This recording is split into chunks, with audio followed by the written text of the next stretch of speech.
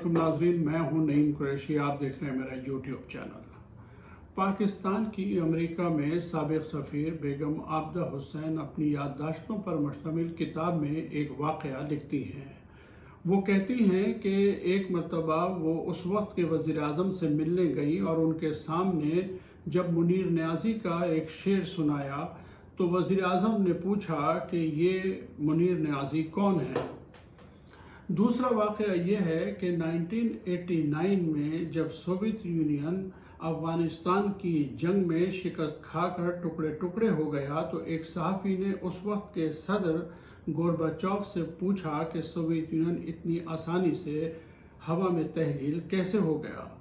तो उन्होंने जो जवाब दिया वो एक प्रोफेसर का जवाब था, क्योंकि वो यूनिवर्सिटी में भी पढ़ाते रहे हैं। उन्होंने कहा कि सोवियत यूनियन इसलिए बिखर गया कि सोवियत यूनियन में हार्वर्ड जैसे तालीमी इदारे नहीं थे। गोया अमेरिका के ना टूटने ना बिखरने की ज़मानत उसके तालीमी इदारे देते हैं। नाजरीन, ये वाक़यात बयान करने का एक पस मंज़र है, और वो पस मंज़र ये है कि बदकिस्मती से पाकिस्तान में 74 सालों में कोई भी यकसा निज़ाम तालीम न बन सका, न यकसा निसाब बन सका, न यकसा निज़ाम तालीम बन सका। हुक्मरानों की ये वाक़या जो मैंने साबिक़ वज़ीर-ए-आज़म को सुनाया, इसके सुनाने का मकसद भी यही है कि हमारे हुक्मरानों की तालीमी इदारे, तालीमी निज़ाम, तालीम, निसाब कभी तरजीह रहा ही नहीं। जिन्हें किताबों से दिलचस्पी न हो उन्हें निज़ाम तालीम से भी दिलचस्पी क्या होगी। यही वजह है कि हमारे मुल्क में कई तरह के निसाब चलते रहे हैं।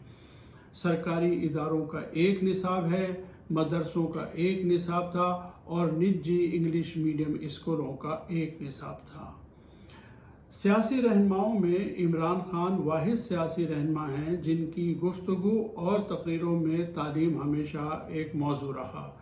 उन्होंने अपने इंतखाबी मंशूर में ये वादा किया था कि अगर वो इख्तिदार में आ गए तो यकसा निज़ाम तालीम और यकसा निसाब के निफाज की कोशिश करेंगे। सद शुक्र के वो वक्त आ गया और अब वफाकी हुकूमत ने एक यकसा निसाब के निफाज का फ़ैसला कर लिया है। लेकिन बदकिस्मती ये है कि सूबा सिंध जो है वो इस निज़ाम पर राज़ी नहीं है। नाज़रीन, सिंध के वज़ीर आला ने इस सिलसिले में ये बड़ी दिलचस्प बात फरमाई। उन्होंने कहा कि सिंध का निसाब बेहतरीन है, और फिर उन्हें जब भी वफाकी हुकूमत से कोई इख्तिलाफ करना होता है तो वो 18वीं तरमीम का सहारा लेके हमेशा ये फरमाते हैं कि ये सूबाई मामला है। तो उनकी नज़र में और सिंध के वज़ीर तालीम की नज़र में ये सूबाई मामला है कि निसाब यकसा हो या ना हो, या वो अपनी मर्ज़ी का निसाब बनाएं। गोया दूसरे लफ्ज़ों में वो इस मुल्क में यकसा निसाब का निफाज नहीं होने देंगे।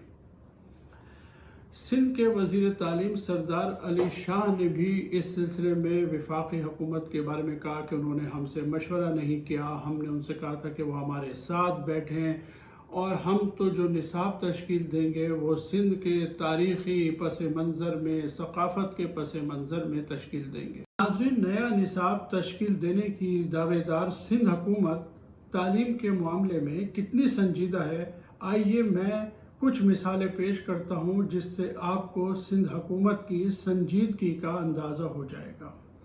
देखिए, इस वक्त सिंध में तकरीबन 6,866 स्कूल बंद पड़े हैं। 7,974 स्कूल इस वक्त चलाने के काबिल नहीं हैं।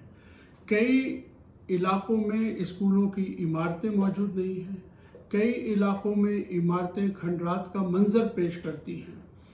कई स्कूल ऐसे हैं जहां ऐसा स्टाफ, अनपढ़ स्टाफ मौजूद है जिन्हें इल्म ही नहीं है कि बच्चों के साथ कैसा सलूक रवा रखा जाता है।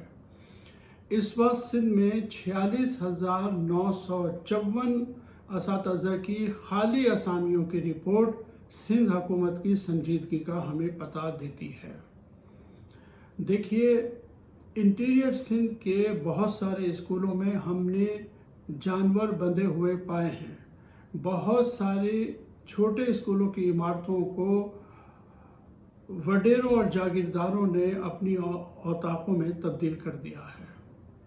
سندھ حکومت دعوے بہت کرتی ہے، پچھلے 13 سال سے بھی ان کی سندھ میں حکومت ہے اور اس سے پہلے ماضی میں بھی ان کی حکومت رہی، لیکن کبھی تعلیم کے سلسلے میں نہ تو انٹیریئر سندھ میں بڑے بڑے ادارے کبھی بنائے گئے اور نہ ہی یکساں نصاب کے بارے میں کبھی سنجیدگی اختیار کی گئی۔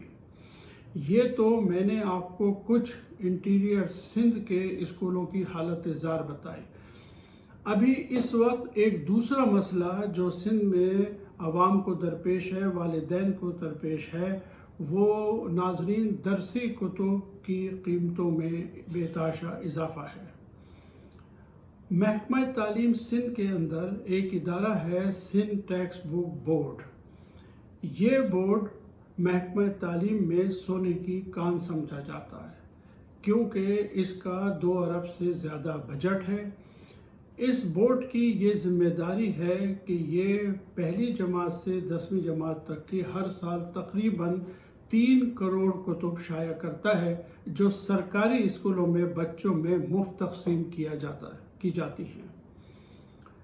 یہی وجہ ہے کہ یہاں سیکرٹری اور چیئرمین کی تعیناتی جو ہے وہ سفارشی اور سیاسی بنیادوں پر کی جاتی ہے۔ اس کی اچھی مثال میں آپ کو سناتا ہوں کہ جناب پچھلے کئی سالوں سے احمد بخش ناریجو صاحب اس کے چیئرمین رہے اور حفیظ اللہ صاحب جو کہ ایک اسسٹنٹ پروفیسر ہیں، وہ اس کے سیکرٹری بنے ہوئے ہیں۔ حالانکہ اسسٹنٹ پروفیسر کی حیثیت سے ان کا کام صرف کالج میں پڑھانا ہے، لیکن وہ اب آئندہ چیئرمین کے عہدے کے امیدوار بھی ہیں، حالانکہ اس وقت بورڈ میں ایک نئے چیئرمین آئے ہیں، پرویز بلوچ صاحب۔ تو میں عرض یہ کر رہا تھا کہ یہ جو تعیناتیاں ہیں یہ سفارشی اور سیاسی بنیادوں پہ اس لیے کی جاتی ہیں کہ جب کتابیں ظاہر ہے کہ شائع ہوتی ہیں تو پبلشر سے رابطے ہوتے ہیں، ان سے معاملات طے کیے جاتے ہیں اور اپنے من پسند پبلشرز کو جو ہے وہ کتابیں شائع کرنے کے لیے دی جاتی ہیں۔ اس کے بعد ظاہر ہے کہ پھر دوسری کتب کا نمبر آتا ہے۔